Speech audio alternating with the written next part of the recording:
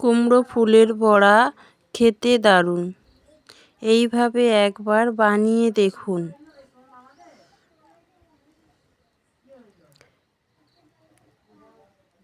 কুচি করা পেঁয়াজ, কুমড়ো ফুল,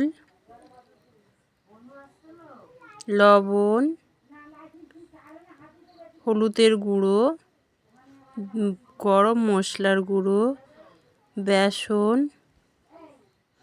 দিয়ে ভালো করে মাখিয়ে নেব। কাঁচা লঙ্কা,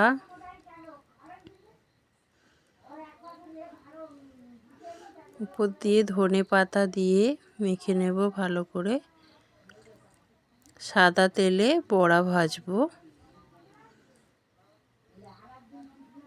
ভালো করে গোল করে তেলে দিয়ে ভেজে নেব।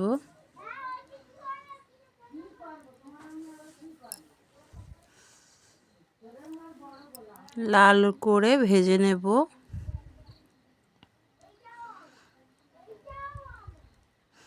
বিকেলে বা সকালে টিফিনে কুমড়ো ফুলের বড়া খেতে দারুণ।